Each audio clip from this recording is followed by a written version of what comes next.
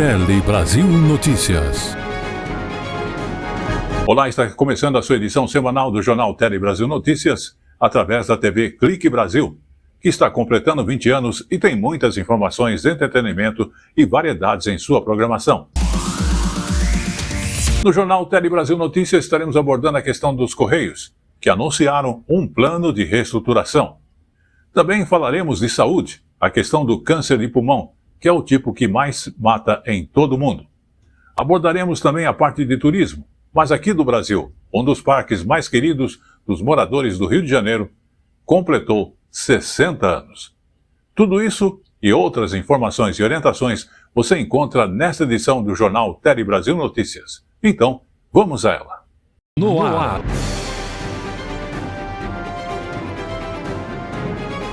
Tele Brasil Notícias.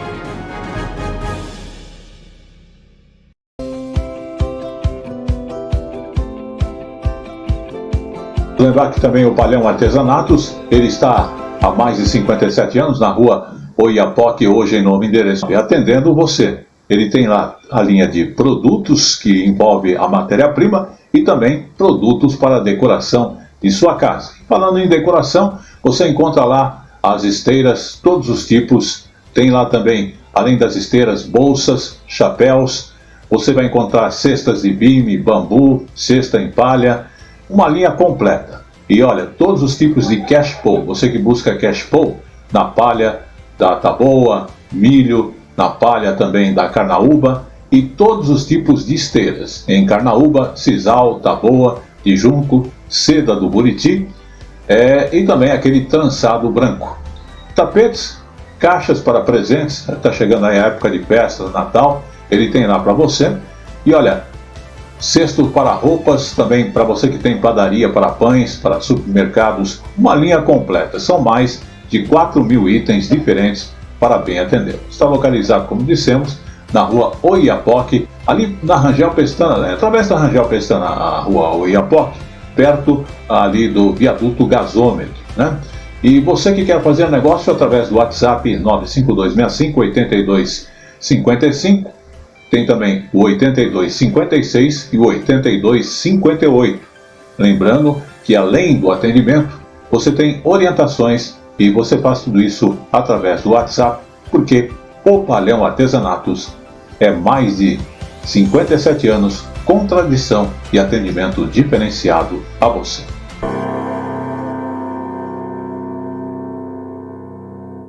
E começamos essa edição falando dos Correios, que aliás está aí buscando se recuperar aí financeiramente.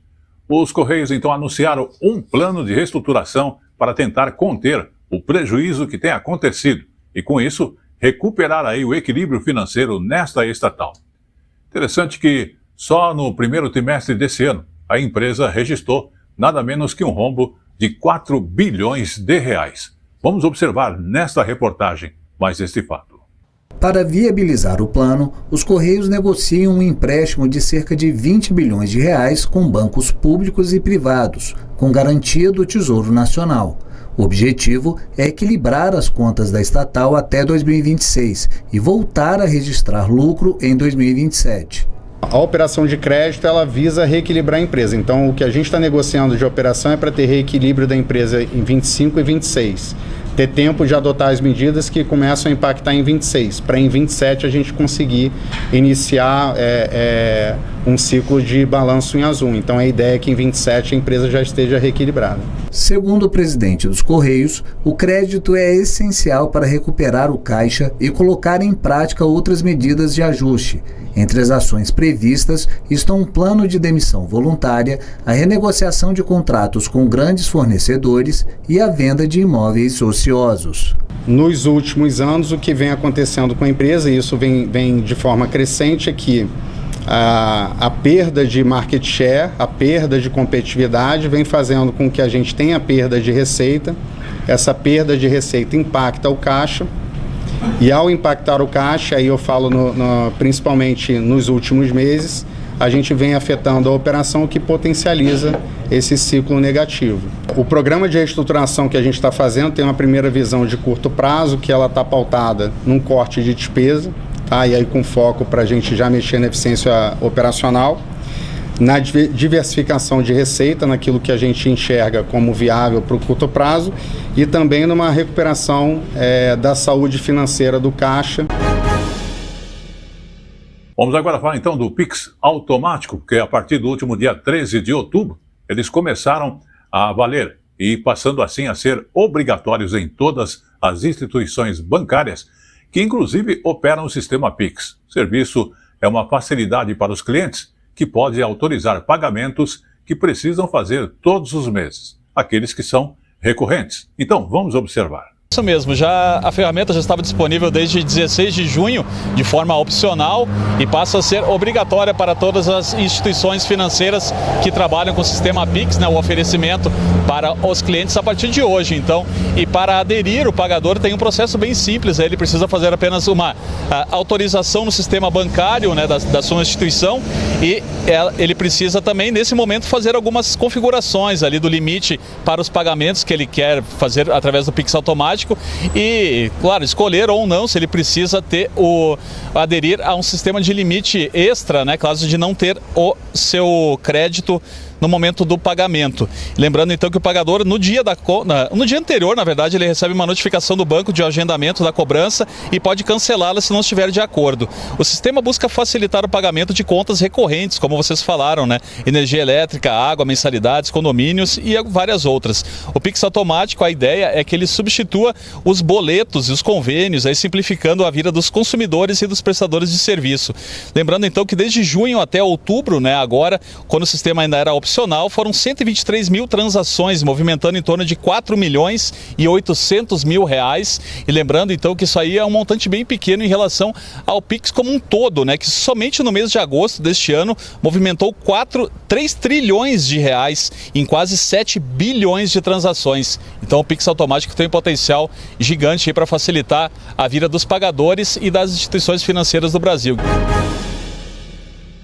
Vamos agora então falar de saúde, a questão do câncer do pulmão, que é o tipo que mais mata pessoas em todo o mundo.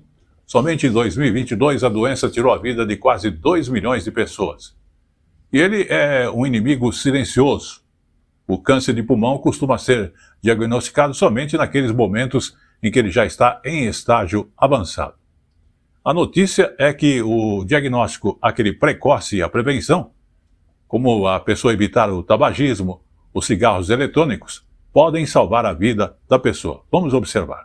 O perfil de quem tem câncer de pulmão é de alguém entre 60 e 70 anos que fumou por um tempo prolongado na vida. Mas esse quadro chegou mais cedo para a publicitária Laura Beatriz, hoje com 27 anos. Até que ela precisou fazer uma cirurgia que retirou metade do seu pulmão direito. Eu comecei a fumar quando eu tinha 14 anos, foi a primeira vez que eu fumei. Só que a primeira vez que eu tive contato com cigarro eletrônico foi quando eu tinha 18 anos. Aí eu fiquei durante um ano fumando, né, o cigarro eletrônico em 2016. E em 2020, na época da pandemia, em casa, veio essa era dos pods, né, que é o descartável. Comecei a sentir umas pontadas nas costas e eu falei, meu Deus, tá doendo. O câncer de pulmão é uma doença silenciosa. Então, assim, quando o paciente chega para a gente no consultório, na grande maioria, em mais de 70% dos casos, é que a doença já é localmente avançada ou já é uma doença que atingiu a corrente sanguínea. E aí, nesse cenário, os principais sintomas que a gente encontra é o paciente com tosse, referindo perda de peso, dor no peito, falta de ar. Em 2022, o câncer de pulmão teve cerca de 2,5 milhões de novos casos em todo o mundo. Fora o câncer de pele não melanoma, foi o mais incidente e também o mais letal, com aproximadamente 1,8 milhão de óbitos. O número de mortes por câncer de pulmão supera o número de mortes por câncer de mama, colo de útero e colo retal e próstata, combinados. O consumo do cigarro, o hábito do tabagismo é o principal fator de risco para o câncer de pulmão. Um outro fator de risco relacionado ao desenvolvimento do câncer de pulmão é a poluição ambiental. Então, o gás radônio, que é um poluente natural que a gente tem aí no nosso meio ambiente, queimadas, indústrias e até exposição a metais pesados, podem estar relacionados também à formação, né, o desenvolvimento da neoplasia pulmonar. Laura descobriu da pior forma os malefícios de usar cigarro eletrônico. E a campanha Agosto Branco, recém-sancionada pelo governo federal, vai chamar a atenção anualmente para os cuidados e o tratamento do câncer de pulmão pelo SUS. Eu aprendi que o cigarro eletrônico ele faz mal muito mais rápido do que o convencional, né? A gente sabe que tudo faz mal, só que quando eu comecei a fumar, ele era vendido como uma alternativa para largar a nicotina e para parar de fumar. Anos depois a gente viu que era mentira e que na verdade os danos são muito mais rápidos. Vamos agora então falar de datas comemorativas. Tivemos aí no dia 15 de outubro o Dia do Professor em todo o Brasil. E nesse dia, os professores agora passarão a ter uma carteira nacional docente. O lançamento foi oficializado no Dia do Professor pelo governo federal. Documento, inclusive, já estando disponível e permite descontos em eventos culturais. Inclusive, disponível a partir do dia 16/10. Vamos observar mais detalhes. A carteira é um documento de identificação oficial para professores das redes pública e privada de todas as etapas de ensino. Com ela, os profissionais podem conseguir descontos em eventos culturais e outros benefícios. O documento terá validade de 10 anos e poderá ser solicitado a partir desta quinta-feira pela página do programa Mais Professores. O lançamento foi feito hoje em cerimônia realizada numa escola do Rio de Janeiro. No evento também foram premiados 100 mil professores da rede pública, selecionados com base nas escolas com maior nota no Índice de Desenvolvimento da Educação Básica, o IDEB. Eles vão receber um cartão com R$3 mil para compra de ferramentas de trabalho como computadores. O governo federal ainda apresentou a nova versão do portal de formação Mais Professores, que reúne cursos de formação continuada. O programa foi criado este ano e é uma política pública que reúne várias iniciativas para valorizar a docência. O evento contou com a presença de vários políticos e autoridades públicas, como ministros de Estado, o presidente da Câmara, Hugo Mota, e o presidente Lula.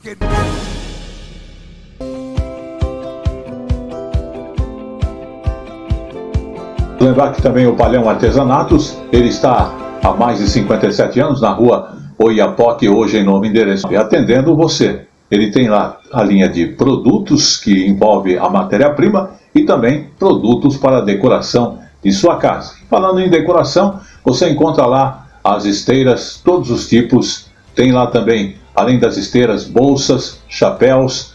Você vai encontrar cestas de bime, bambu, cesta em palha, uma linha completa. E olha, todos os tipos de cash pool. Você que busca cash pool na palha da taboa, milho, na palha também da carnaúba e todos os tipos de esteiras. Em carnaúba, sisal, taboa, de junco, seda do buriti e também aquele trançado branco. Caixas para presentes, está chegando aí a época de festa, Natal, ele tem lá para você.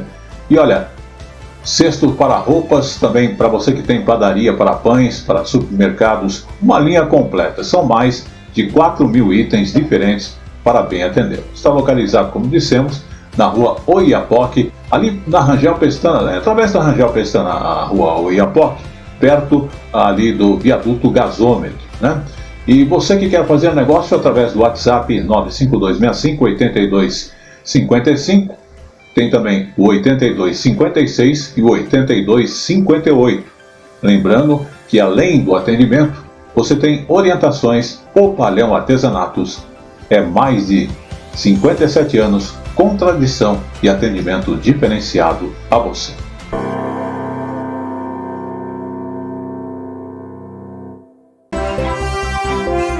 A informação na medida certa que você gosta. Um telejornalismo dinâmico, nacional e regional. Jornal Tele Brasil Notícias. A informação na medida certa. Muito bem, estamos de volta e vamos falar agora então do Luminol, que pode ajudar nas infecções hospitalares. Descoberto há mais de 100 anos e usado para investigar crimes, o Luminol agora também ele poderá ajudar a combater infecções hospitalares aqui no Brasil. O estudo, que inclusive foi desenvolvido pela Universidade Federal do Rio de Janeiro, que sintetizou um luminol nacional já testado pela polícia. Vamos à reportagem para obter mais explicações como essa substância pode realmente salvar vidas. As características do luminol fazem com que a substância reaja e brilhe na presença do sangue, ainda que invisível a olho nu. Isto tem ajudado a solucionar milhares de crimes, mas agora o luminol também poderá ser usado no Brasil no controle da infecção hospitalar. Ao detectar a presença de sangue oculto nos locais, o luminol serve como ferramenta para apontar a necessidade de higienização de ambientes clínicos. É o que explica o professor da Universidade Federal do Rio de Janeiro, responsável pela pesquisa que sintetizou um luminol nacional já usado pela Polícia do Rio. Morrem mais de 100 mil por contaminação hospitalar no Brasil. O sangue, ele é o maior meio de cultura, melhor meio de cultura para micro-organismos, tá?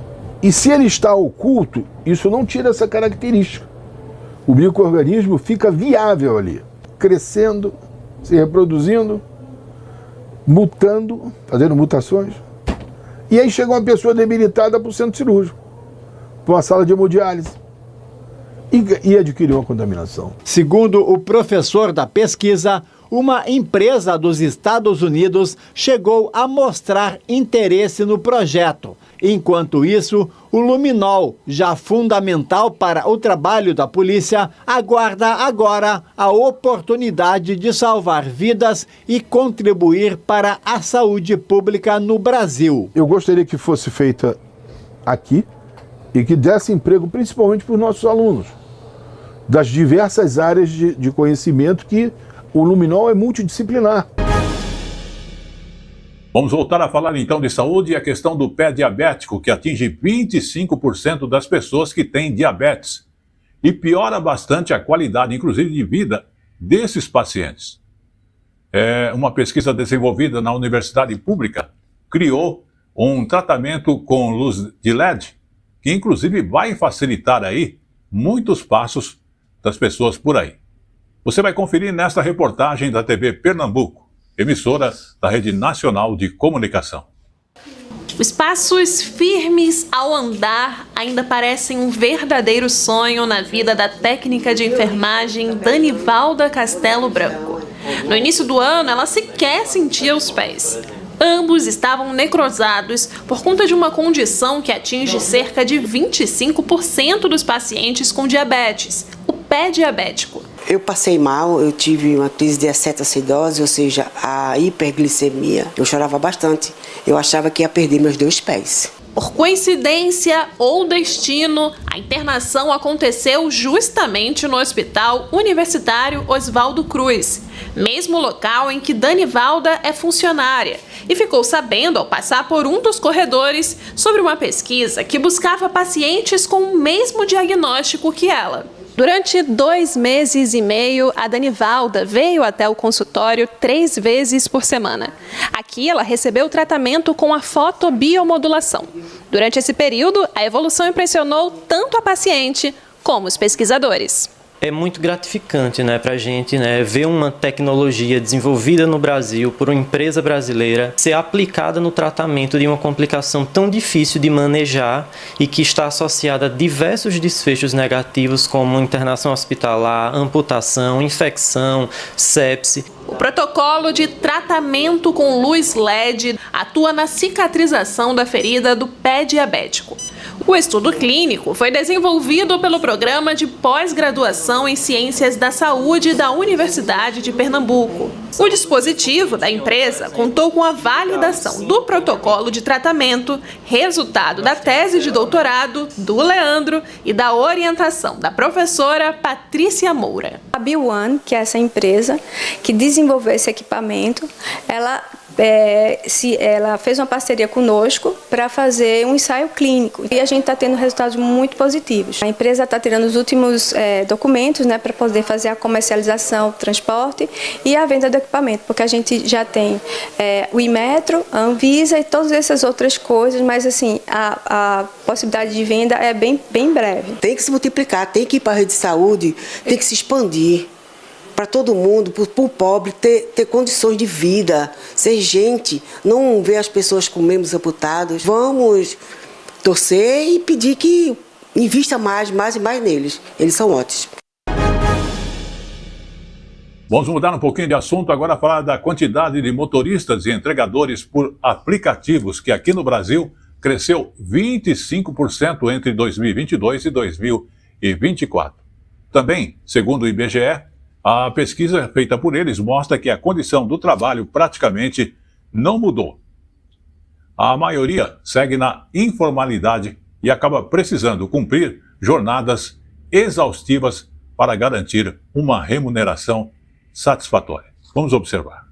Atualmente, o Brasil possui quase 1.700.000 trabalhadores atuando via plataformas digitais de serviços. É um número 25% maior do que o registrado em 2022 e já chega perto de 2% do total de trabalhadores do setor privado. Para muitos, é a opção possível. Já outros até preferem esse jeito de trabalhar, que permite, por exemplo, mais flexibilidade de horários. Mas a comparação com o restante dos trabalhadores mostra que as empresas digitais precisam garantir mais direitos para seus prestadores de serviços e que o setor necessita de mais regulamentação. Muita gente pensa que os serviços por aplicativos pagam melhor, mas não é bem assim. Em 2024, a renda média dos trabalhadores em geral era de R$ 2.875 por mês. A dos que trabalham por aplicativo era um pouco maior, perto de R$ 3.000. Mas para chegar a esse valor, eles precisaram trabalhar bem mais. A jornada dos que usam as plataformas chegou a quase 45 horas semanais em média, 5 horas e meia a mais do que a dos demais trabalhadores. Com isso, o valor da hora trabalhada nos aplicativos foi 8% menor do que no geral. Isso sem falar que os custos com manutenção de carros, motos e bicicletas ficam com o prestador do serviço e não com as empresas. A maioria ainda trabalha na informalidade e não contribui para a Previdência. Hoje a gente tem, a cada 10 trabalhadores que levantam cedo e vão trabalhar, 3 apenas estão submetidos à CLT, né? A gente tem assistido uma avalanche de outros perfis contratuais ingressando no mercado de trabalho. Então a gente não pode continuar um país do tudo ou nada, ou seja, se você está na CLT, você tem toda a proteção social que esse ordenamento te dedica, mas se você está fora, você acaba não tendo absolutamente nada. O levantamento do IBGE mostra que os aplicativos mais usados são para transporte de passageiros, como o Uber e o 99. Mais da metade dos trabalhadores utilizam. Em segundo lugar, vem os de entregas de comidas e produtos, como iFood e Rappi. Os de prestação de serviços gerais, como Get Ninjas e Parafuso, vêm crescendo e aparecem em terceiro lugar. E por último, estão os aplicativos de táxi. É uma área essencialmente masculina. Mais de 84% dos prestadores de serviços são homens. Em relação à educação, a maioria tem níveis intermediários de escolaridade e apenas 9% não tem instrução ou tem fundamental incompleto. Em termos regionais, a pesquisa aponta que esses serviços estão se espalhando pelo país. Porém, mais da metade desses trabalhadores ainda está no Sudeste. Centro-Oeste e Norte são as regiões com menos usuários. Existem vários projetos no Congresso para tentar regulamentar o trabalho por plataformas. Eles propõem, por exemplo, criar uma remuneração mínima para os trabalhadores. Mas para o Ministério Público do Trabalho, as propostas pecam por manter esses profissionais como autônomos. Colocando motoristas e entregadores como autônomos, a discussão vai ficar em termos de valor da tarifa, quanto que paga pelo quilômetro rodado, questões da segurança do motorista ou do entregador, se a regulação vai ser municipal ou se vai ser federal. Então, são aspectos que, no nosso entendimento, são aspectos laterais, porque não asseguram pacote de direitos, né? O tema também está sendo discutido no Supremo Tribunal Federal. Os ministros começaram a julgar neste mês se existe ou não vínculo empregatício entre os trabalhadores e as plataformas digitais. E chegou agora no Tele Brasil Notícias o nosso Momento Jurídico. O Momento Jurídico de hoje fala do comprador registrado na matrícula do imóvel que responde por condomínio mesmo sem receber as chaves. Vamos observar esse detalhe jurídico, que é uma coisa que algumas pessoas acabam não tendo ciência. Quarta turma do Superior Tribunal de Justiça define responsabilidade de comprador por dívidas condominiais, mesmo sem receber as chaves do imóvel.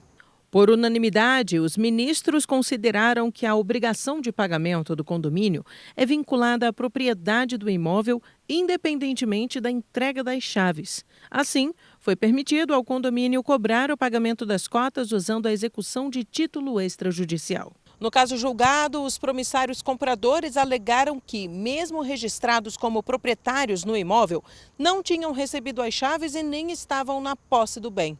Com isso, questionaram a cobrança das cotas condominiais. Já o condomínio sustentou que eles são os legítimos proprietários, sendo que a dívida condominial pode ser exigida do proprietário registral ou de quem exerça domínio ou posse. O Tribunal de Justiça de São Paulo negou o provimento à apelação do condomínio e o caso foi parar no STJ. O relator do recurso especial, ministro João Otávio de Noronha, explicou que, no caso julgado, a propriedade do imóvel registrada no competente registro de imóveis atribuiu aos compradores a condição de condôminos com as respectivas obrigações. O ministro ressaltou ainda que a falta da entrega das chaves pode, no entanto, gerar direito de regresso contra o vendedor ou a construtora, mas isso não afeta a obrigação do pagamento das cotas ao condomínio.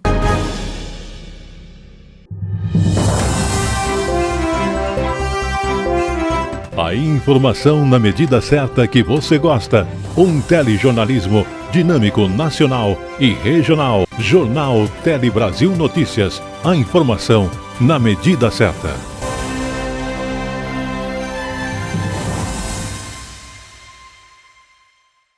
Muito bem, vamos falar agora da questão de habilitação à CNH. Você está procurando aí ter a sua? Observe bem que o custo médio hoje chega a R$3.000, mas esse valor pode cair em até 80% com a proposta que acaba com esta obrigatoriedade de se fazer a autoescola. Por outro lado, aqueles que têm e oferecem o serviço de autoescola dizem que milhares de empregos serão perdidos se isso acontecer.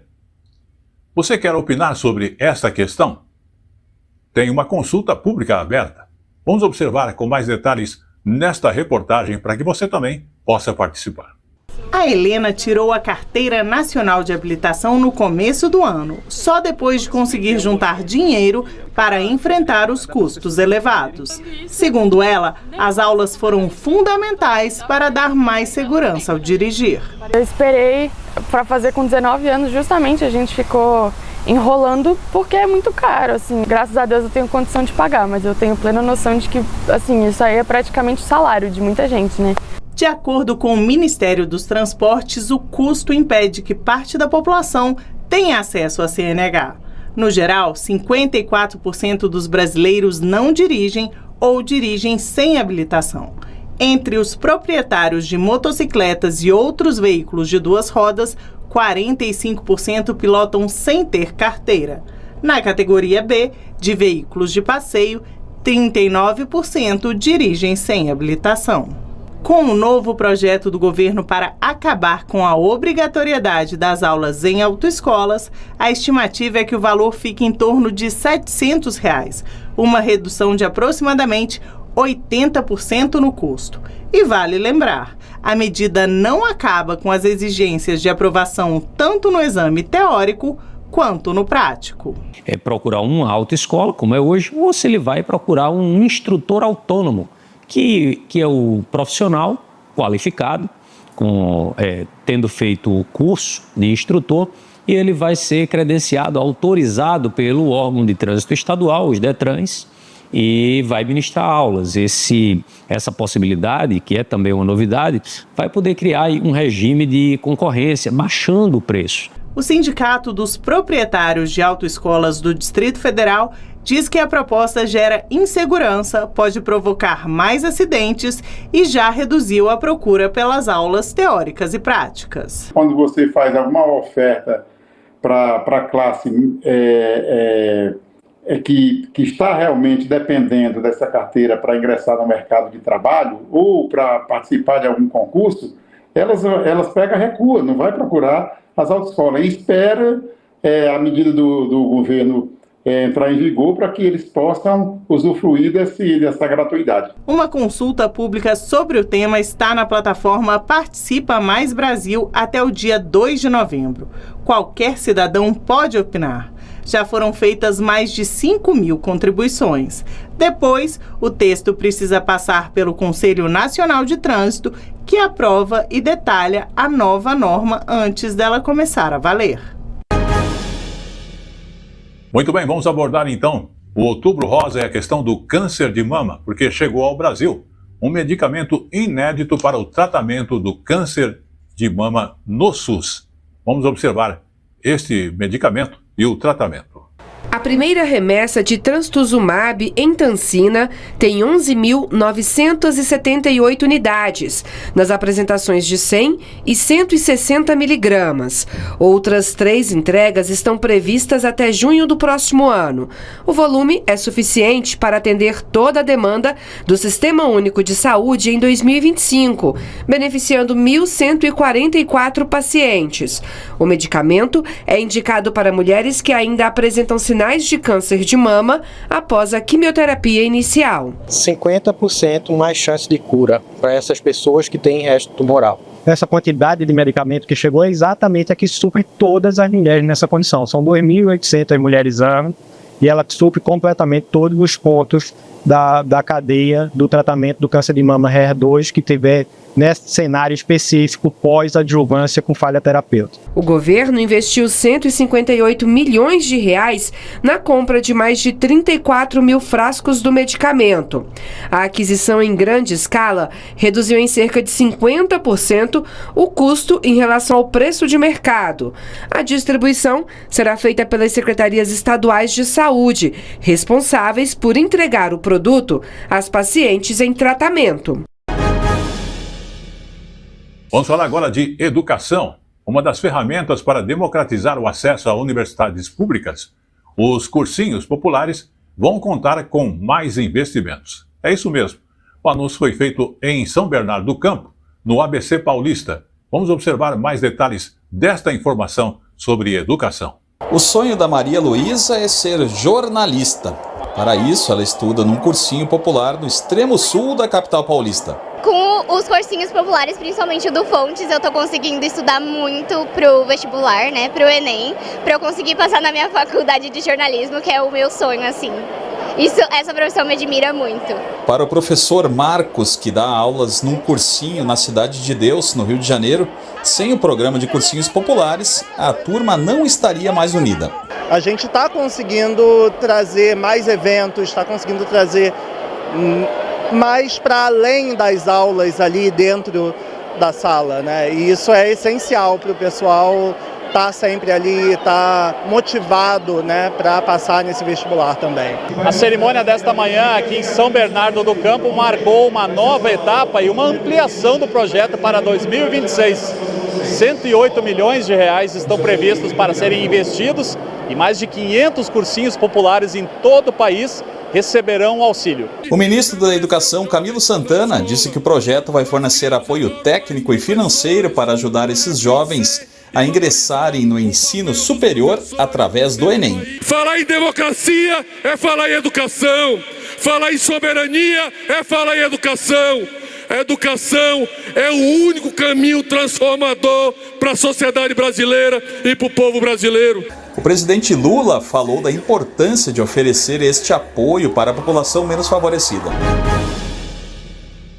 Vamos abordar agora a questão ecológica, porque a concentração de carbono na atmosfera cresceu em 2024 e atingiu o maior nível já registrado, contribuindo então ainda mais com o aquecimento do planeta. Inclusive, o alerta é da Organização Meteorológica Mundial. Vamos observar. Esse é o maior aumento desde o início das medições em 1957. Se compararmos com os níveis pré-industriais, o crescimento é de 52%. E quanto mais carbono na atmosfera, mais quente fica o planeta. Consequência disso são os eventos extremos, como enchentes, ondas de calor e ciclones, que se tornam mais frequentes e destrutivos. Imagine a molécula de CO2 como um pequeno aquecedor que absorve o calor da superfície da Terra e, em seguida, voa pela atmosfera e reemite esse calor. Isso causa um aquecimento maior. Então, quanto mais moléculas tivermos, maior será o impacto no clima. Os maiores responsáveis pela emissão de carbono no último ano foram a queima de combustíveis fósseis e os incêndios florestais. No Brasil, 2024 foi um ano crítico com relação às queimadas. A região norte liderou no número de focos. Os incêndios na Amazônia aumentaram as emissões em 60% no período. As maiores áreas desmatadas nos últimos 10 anos, quando fizemos a análise, estavam emitindo mais CO2 do que absorvendo.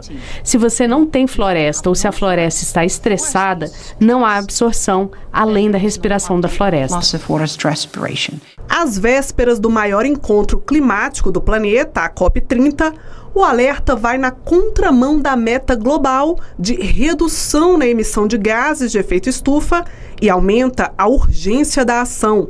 Mostra a necessidade de intensificarmos os esforços para que seja possível limitar o aquecimento do planeta a 1,5 grau. Vamos falar agora de projetos de sustentabilidade, porque 8 projetos nesta questão vão receber o total de 18 milhões de reais em investimentos.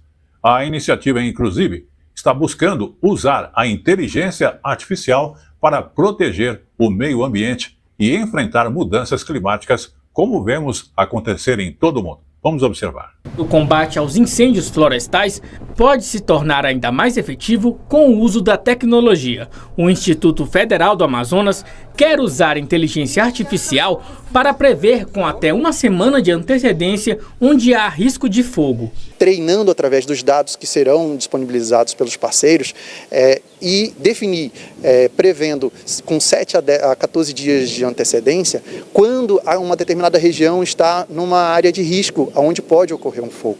O projeto do Instituto Federal do Amazonas foi um dos 8 vencedores do edital Desafio IA, Natureza e Clima, uma parceria entre o Instituto Clima e Sociedade e o Google.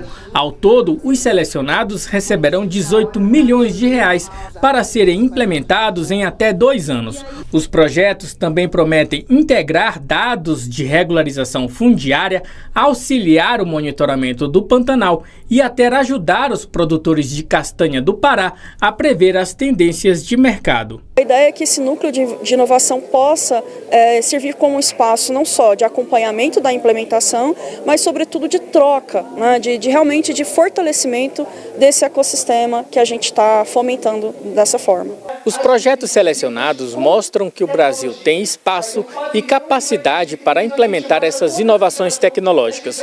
O uso da inteligência artificial também vai ser um dos temas centrais da COP30, que vai reunir mais de 160 países em Belém no mês que vem. Soluções tecnológicas podem ajudar a enfrentar as mudanças climáticas e também apoiar a transição energética.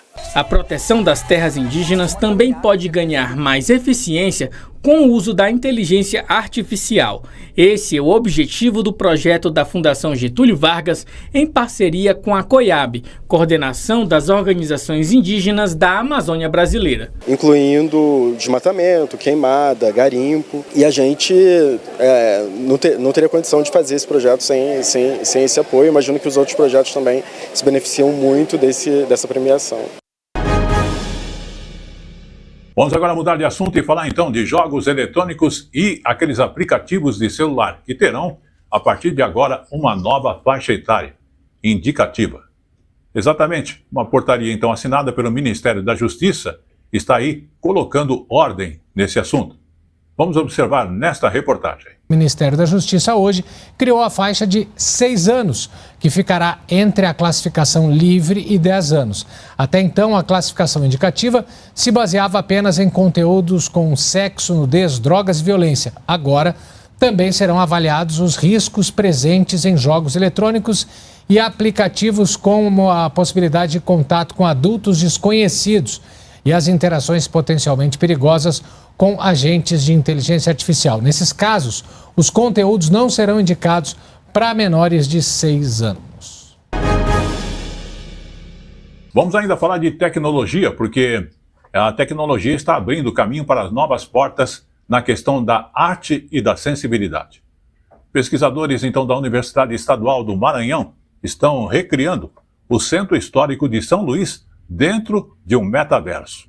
Exatamente, é o resultado de uma experiência imersiva que permite visitar exposições, inclusive explorar a cidade sem sair-se de casa. Projeto que une a inovação, a inclusão e, claro, a emoção. A reportagem é da TV UFMA, uma emissora da rede pública de comunicação. Vamos observar. São Luís é terra de encanto e beleza, seja pela natureza, pela cultura ou pelas singularidades históricas, a Atenas brasileira nunca deixa de chamar a atenção. É também um lugar perfeitamente capaz de misturar tradição com tecnologia e inovação. Esta é a Rua do Giz, considerada uma das mais bonitas do país inteiro. A beleza arquitetônica dos casarões e o charme da escadaria chamam a atenção. É tanta riqueza que para o mundo real não basta. Por isso, um projeto moderno pretende utilizar a ciência e a tecnologia para recriar todo o Centro Histórico de São Luís no mundo virtual. E tudo começou aqui, no prédio de Arquitetura e Urbanismo da Universidade Estadual do Maranhão. Alunos e professores estão trabalhando para transformar ruas e casarões históricos num metaverso educativo. Nós vamos fazer um grande banco de dados. A partir desse banco de dados, ele vai ser desdobrado em várias coisas. Vai ser desdobrado no metaverso do centro histórico, como jogos culturais, vai se desdobrar também em aplicativos para pessoas com necessidades, né? Por exemplo, visual, auditiva. Então, tudo a gente vai fazer a partir desse metaverso. O levantamento busca resolver uma questão antiga, a falta de informações sobre a topografia do Centro Histórico de São Luís. Um projeto ousado que deve trazer vários benefícios. Os pesquisadores estão utilizando uma base de dados chamada BIM, que em português significa modelagem da informação da construção. É um sistema que utiliza dados de diversas fontes numa maquete digital que substitui as plantas 2D. Essa metodologia permite melhor visualização e mais fidelidade ao projeto. Mas nós estamos inovando como fazer, né? Então a gente está agregando várias formas, né, e juntando numa só. Como levantar através de drones, através de scanners, né, impressões. Então é uma equipe multidisciplinar. Vamos agora falar de turismo, mais das empresas aéreas e de uma coisa que todo mundo tem que estar alerta. Algumas empresas aéreas já começaram a cobrar a taxa para bagagens de mão. A Latam e a Gol criaram novas tarifas, inicialmente para aqueles trechos internacionais, operados inclusive pelas próprias empresas com origem no exterior. Essa nova política corporativa gerou reações do presidente da Câmara dos Deputados, Hugo Mota, e, de acordo com o parlamentar, a Câmara deve apreciar com urgência o projeto de lei que desobriga os passageiros a pagarem essas taxas. A cobrança para despacho de bagagem no Brasil começou em 2017 e agora pode se estender até as bagagens de mão, aquelas que ficam na cabine do avião. Uma mudança que não agradou os consumidores. Um absurdo, porque toda mulher carrega uma bolsa, né? Então é algo que é um absurdo cobrar mais. A gente já está pagando uma bagagem, agora para pagar mais, para mim é um absurdo. Já está tão caras as passagens, né? E sempre eles falam que vão abaixar custo e nunca baixa, né? Eu acho que é uma coisa assim que é o básico que a pessoa leva ali, né? E já está incluído pelos preços que é cobrado hoje em dia nas passagens aéreas, né? Então eu acho que já tá bem pago e ter esse direito eu acho que é a prioridade. Algumas companhias aéreas, como a Gol e a Latam, já começaram a cobrar as novas tarifas, inicialmente apenas para trechos de voos internacionais. Essas duas empresas, por exemplo, oferecem uma taxa básica, em que o passageiro leve somente um artigo pessoal, como uma bolsa ou uma mochila, que caiba embaixo do assento da frente. Segundo as empresas, a ideia é oferecer uma opção mais econômica, na qual o passageiro abre mão não só de despachar a bagagem, mas também de levar uma mala de mão de até 10 quilos. A gente já paga uma quantidade absurda de imposto do que seja, ainda mais agora não poder transitar com a nossa bagagem. Eu acho que é muito complicado, muito ruim. A medida desagradou também o presidente da Câmara dos Deputados, Hugo Mota. Pelas redes sociais, Mota deu um recado às companhias aéreas. Ele destacou que a Câmara não vai aceitar o que ele chamou de abuso. Ainda afirmou que vai pautar a urgência de um projeto de lei que garante o direito do passageiro de levar consigo uma mala de mão e um item pessoal sem cobrança adicional. A Agência Nacional de Aviação Civil, ANAC, explicou que não há cobrança de bagagem de mão em voos domésticos, mas há distinção entre mochilas e malas de até 10 quilos, que são acomodadas no compartimento superior das aeronaves. A agência elabora um plano de comunicação para ampliar a transparência sobre a composição das tarifas e vai realizar estudos técnicos para ajudar na redação do texto do projeto de lei da Câmara. E ainda ouvido, a Secretaria Nacional do Consumidor, a Senacom, afirmou que a Latam e a Gol foram notificadas a apresentar informações sobre a nova tarifa. A Senacom reconheceu que as empresas podem estar legalmente amparadas, mas entende que a conduta não traz benefícios para o consumidor e, por isso, merece uma revisão. Vamos agora mudar de assunto e falar então da preservação da Amazônia, que passa também por conhecer as suas riquezas e os desafios que ela nos apresenta. No coração então da floresta, o Museu Paraense Emílio Guedes se destaca há mais de 150 anos pela pesquisa e também pela valorização desta região. Esta foi a primeira instituição brasileira dedicada ao estudo da Amazônia. O museu terá o papel de destaque durante a COP30, lá em Belém. Vamos ver na reportagem da TV Cultura do Pará. No ano em que a COP é realizada em Belém, o mundo olha para cá. E entre as instituições que conhecem bem a Amazônia está o Museu Paraense Emílio Guedes. Fundado na cidade de Belém em 1866, o Museu Guedes foi o primeiro projeto científico nacional para estudar a Amazônia. O Museu Guedes foi fundado como uma associação filomática, de pessoas que se interessavam por ciência, montada com o médico mineiro Domingos Soares Ferreira Pena. Depois a gente teve o Museu Paraense de História Natural e Etnografia. Emílio Guedes, naturalista suíço, vem e dá essa conformação que o museu tem hoje nas diversas áreas de pesquisa. Então ele já nasce com essa missão de produzir ciência e de comunicar ciência. Desde a fundação, a Amazônia é o elemento central da agenda de pesquisa do Museu Paraense Emílio Guedes. E esse espaço é o Laboratório de Restauração Arqueológica. Aqui, as pesquisas buscam compreender a ocupação e a presença humana na Amazônia. Nós temos diversas atividades de pesquisa acontecendo aqui e também diversas atividades colaborativas com comunidades. Sejam comunidades daqui de Belém mesmo, o projeto Replicando o Passado, com os ceramistas do Paracuri, mas também em colaboração com povos indígenas, que juntos nós vamos construindo conhecimento histórico da história indígena da Amazônia, a partir desses fragmentos, esses pedaços de histórias que estão no solo das comunidades.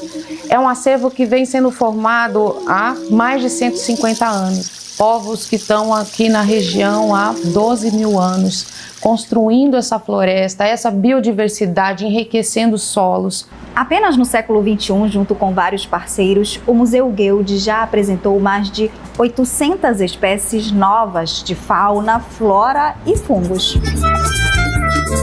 As pesquisas alimentam e são municiadas por 19 coleções científicas principais, integradas por mais de 4,5 milhões de itens tombados. Quando os nossos pesquisadores vão para uma área que a gente sabe onde a gente pesquisou e a gente sabe onde a gente precisa fazer coletas, tanto de espécies da fauna quanto da flora. E cada vez que um grupo de especialistas se desloca para esses locais, a gente volta na bagagem com descrição de 20, 30, 40 espécies novas. O Museu Guild tem conseguido manter as suas coleções científicas em locais seguros, foi mais de 40 milhões de reais para a gente ter segurança nas nossas coleções científicas. Passamos a ser o maior museu de história natural do Brasil. Maior floresta tropical do mundo, conhecida pela megadiversidade, pelo papel de fornecer chuvas para a América do Sul e ser uma aliada importante no combate às mudanças climáticas. São 159 anos desenvolvendo pesquisas sobre a sociobiodiversidade e a conservação da região amazônica. Por exemplo, nós contribuímos para a definição de áreas prioritárias para a conservação, para as listas de espécies ameaçadas de extinção. Também ajudamos o desenvolvimento de políticas municipais, criação de parques, a parte de manejo de áreas protegidas. Apoiamos muito as ações do IFAM, trabalhamos juntos, com várias etnias no manejo do seu território, na proteção do seu território, na restauração. O nosso maior desafio é o acesso, é o custo Amazônia, toda a questão de infraestrutura, de chegar nesses lugares remotos para conhecer melhor a biodiversidade amazônica. Sabe-se que na Amazônia, por exemplo, você tem manchas de terra preta, formulada a partir de um grande contingente populacional que ali despejou lixo, teto das malocas, da ossada e tal, e aquilo foi se condensando de uma forma que fez com que o solo fosse extremamente fértil. O que nós conseguimos aqui no Museu Guild é estudar essa terra preta e reproduzir com uma startup, com uma patente já feita. Você imagina a importância disso para a agricultura familiar. Durante a COP30 em Belém, o Parque Zoobotânico do Guild vai funcionar como uma extensão da Zona Verde, reforçando a importância da instituição. O Museu Guild vai ser a sede do Ministério de Ciência, Tecnologia e Inovação. Nós vamos ter um espaço para a Embaixada da Suíça, que está nos auxiliando na renovação da casa onde morou o Emílio Guild. O Banco Interamericano de Desenvolvimento vai ter um prédio aqui. A Organização do Tratado de Cooperação Amazônica, o TCA, vai ter um prédio aqui. O Museu Guild está se preparando para a COP a contento no sentido de ser uma instituição de interlocução com as comunidades tradicionais na Amazônia.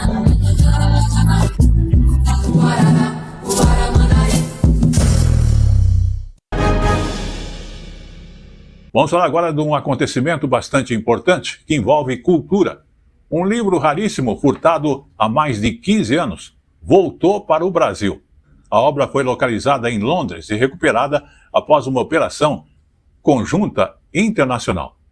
Vamos ver agora nesta reportagem da TV Cultura também, do Pará. Em 2008, ocorreu um furto milionário de livros raros do Museu Emílio Guild, em Belém. O caso resultou em uma grande investigação da Polícia Federal. Na época, foi identificado que 60 obras literárias, avaliadas em torno de 4 milhões de reais, haviam sumido ao longo dos anos. Uma das obras furtadas do Museu Emílio Guild foi recuperada em Londres e estava nas mãos de um colecionador até março do ano passado. Agora, o exemplar volta para o Museu Paraense. São obras que falam no início da científico do Brasil. É a ciência, o Brasil sendo mostrado fora por cientistas estrangeiros. Então não houve assim de eu ir lá identificar que o livro era nosso. Ele estava com todas as nossas marcas, todos os nossos carimbos. A cerimônia de entrega da obra recuperada ocorreu na Biblioteca Domingos Soares Ferreira Pena, em Belém.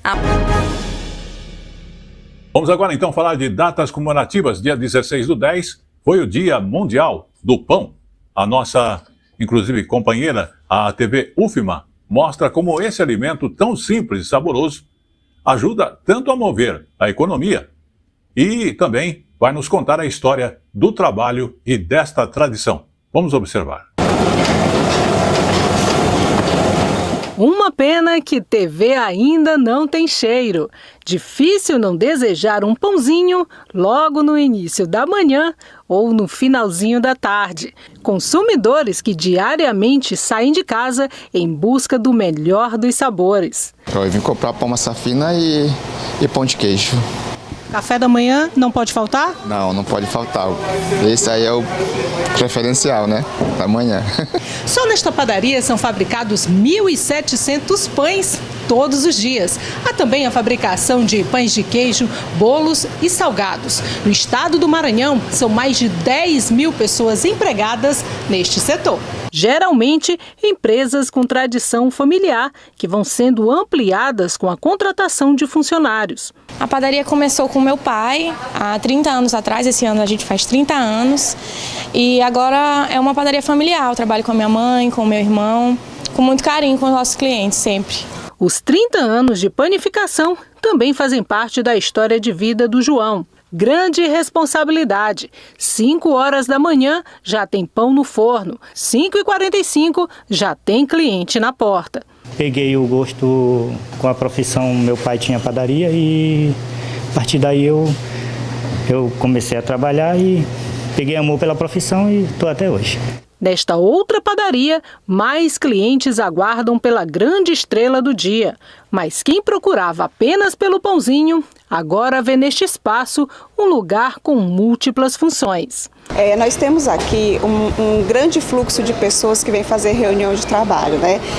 Hoje o pessoal saiu mais dessa coisa de escritório e vem mais procurar as padarias, né, confeitarias. E isso é uma coisa muito boa, porque a gente tem aquele cliente, né, que ele está ali fazendo a reunião, mas ele pede um cafezinho, ele pede um cappuccino. Então, assim, hoje em dia a gente tem um público muito diferenciado para as nossas padarias, né? O setor de panificação movimenta a economia. No ano passado, mais de 26 mil novos pequenos negócios tiveram início no país. Pão para todos e bom apetite!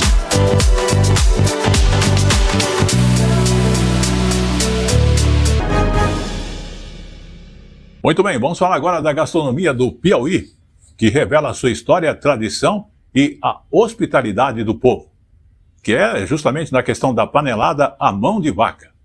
No mercado lá de Picos, pratos típicos que atravessam gerações, através dos seus visitantes e também todos os dias, mostrando que a comida vai muito além do sabor, que ela acaba preservando a memória e fortalece a identidade cultural e conecta a população com suas raízes. A reportagem é da TV Picos. A gastronomia piauiense é uma das expressões mais autênticas da cultura do estado. Em Picos não é diferente. Todos os dias, centenas de pessoas passam pelo mercado público para degustar a comida caseira que carrega sabor e tradição. Entre os sabores mais conhecidos estão a panelada e a mão de vaca, pratos que não apenas alimentam, mas contam histórias e reforçam o sentimento de pertencimento do povo piauiense. Feito com muito amor, um tempero bom que é para o cliente voltar, para segurar a clientela. Há mais de 27 anos, a panelada é preparada pela família da dona Valdeni. Segundo ela, mais de 1.000 pessoas passam por lá toda semana para saborear o prato, que conquistou o paladar de clientes de toda a região. Já vem sabendo o que vão comer. Outro sucesso de vendas é a mão de vaca, prato preparado a partir da pata dianteira do boi. Além de nutritiva, é uma opção acessível e bastante apreciada. Aqui em Picos, ela é servida até no café da manhã e continua entre as preferidas dos clientes.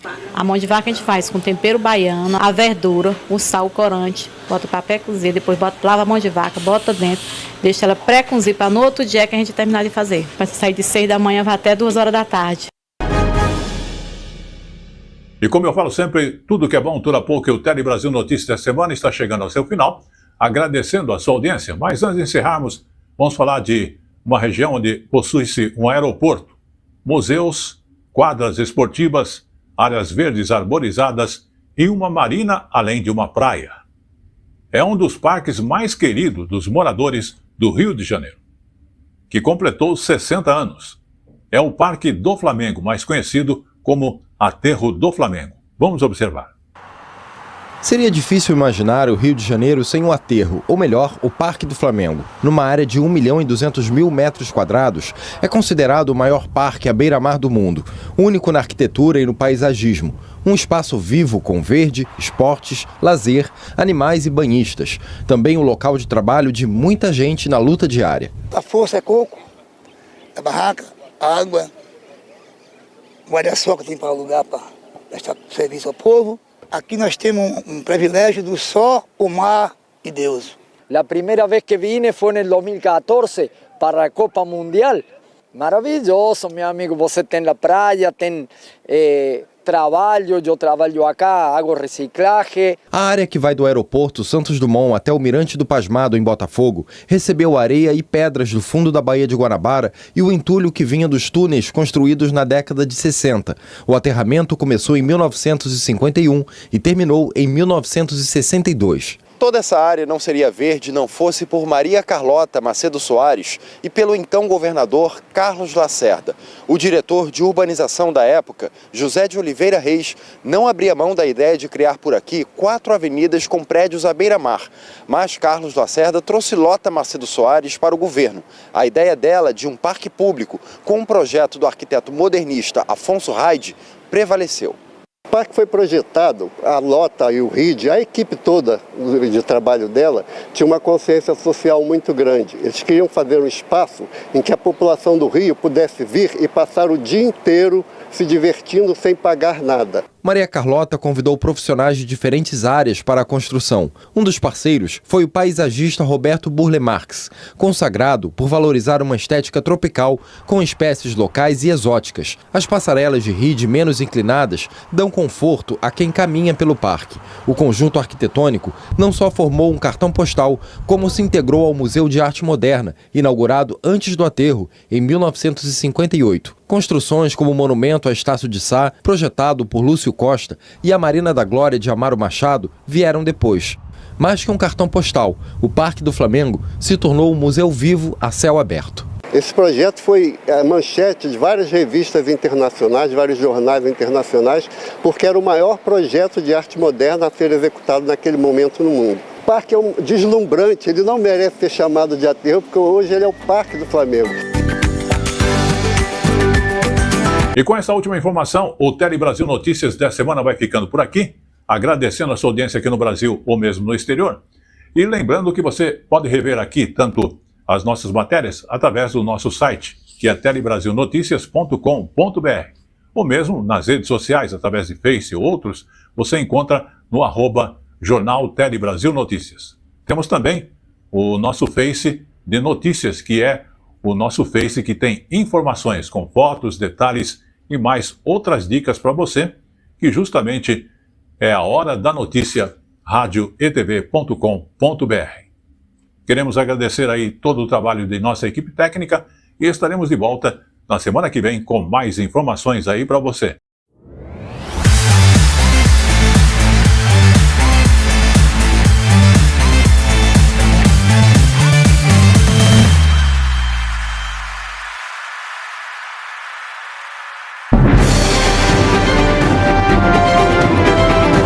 Tele Brasil Notícias.